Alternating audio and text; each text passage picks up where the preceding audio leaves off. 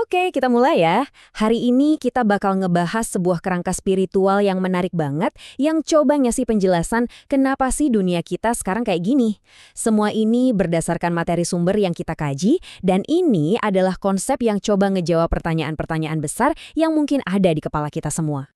Coba deh, kalian ngerasa nggak sih beberapa tahun belakangan ini dunia tuh kayak aneh banget? Rasanya penuh kekacauan, nggak bisa ditebak, dan ada sesuatu yang nggak biasa aja gitu. Nah, perasaan ini nih yang jadi titik awal pembahasan kita kali ini. Nah, menurut sumber yang kita bedah, jawaban dari semua keanehan ini adalah sebuah proses yang disebut seleksi alam. Tunggu dulu. Ini bukan seleksi alam seperti yang kita pelajari di pelajaran biologi ya. Ini sesuatu yang sama sekali berbeda. Jadi, poin paling pentingnya gini. Dalam konteks ini, seleksi alam itu adalah kehendak dinamis Tuhan atau qadar. Tujuannya buat mengubah total tatanan dunia dan sifat-sifat manusia. Ini murni proses ilahi, bukan proses biologis ala Darwin. Proses transformasi raksasa ini, katanya nih, diawali sama sebuah peristiwa kosmik yang luar biasa. Pengadilan rohani buat seluruh umat manusia. Coba bayangin deh, sebuah pengadilan yang menentukan takdir setiap jiwa yang pernah hidup di bumi. Dan pengadilan ini skalanya nggak main-main, berlangsung lebih dari 3 dekade loh. Mulai dari tahun 1989 sampai 2023. Selama waktu itu, setiap perbuatan manusia dievaluasi dari sebuah catatan abadi yang disebut Lauh Mahfuz atau Kitab Takdir. Dan ini digambarkan benar-benar kayak drama di ruang sidang kosmik. Tentu, hakimnya adalah Allah. Jaksa penuntutnya, Jibril atau Nur. Nah, yang menarik banget itu ada di sisi pembelaan.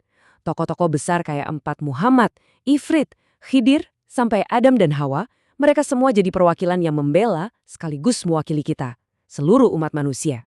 Terus, apa dong hasil dari pengadilan besar ini?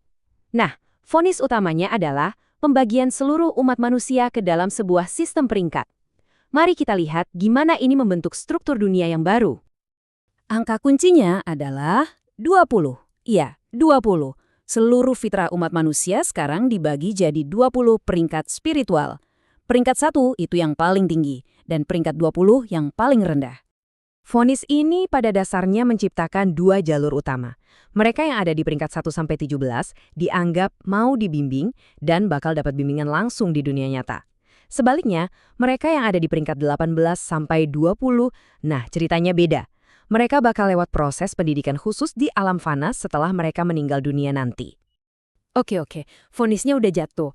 Terus, apa artinya ini buat kita yang hidup sekarang? Gimana seharusnya kita bersikap dalam menghadapi proses seleksi ini? Sumber kita ini pakai analogi yang kuat banget.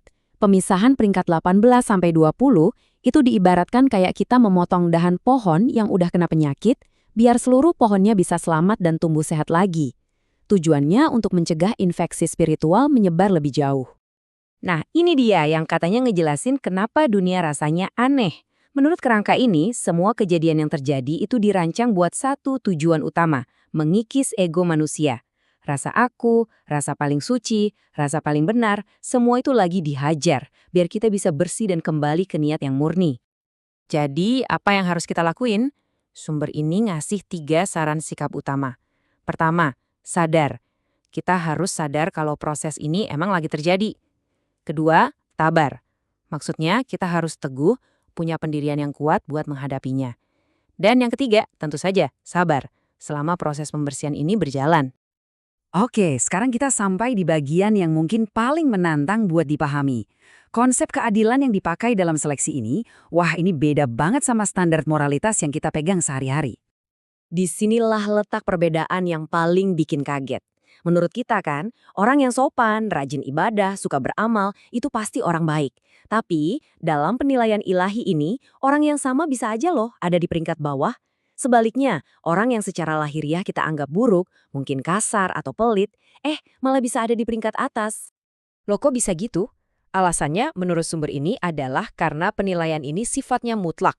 Tuhan itu maha tahu seluruh isi niat di hati dan setiap tindakan kita jauh melampaui apa yang kelihatan dari luar. Jadi penilaiannya itu absolut, nggak bisa ditantang, nggak bisa dinego. Nah, ini semua meninggalkan kita dengan satu pertanyaan besar buat direnungkan. Kalau standar kebaikan yang tertinggi itu ternyata nggak selalu kelihatan dari perbuatan tapi dari niat yang paling dalam, Lantas bagaimana kita harus mendefinisikan ulang apa sih sebetulnya makna menjadi orang baik yang sesungguhnya?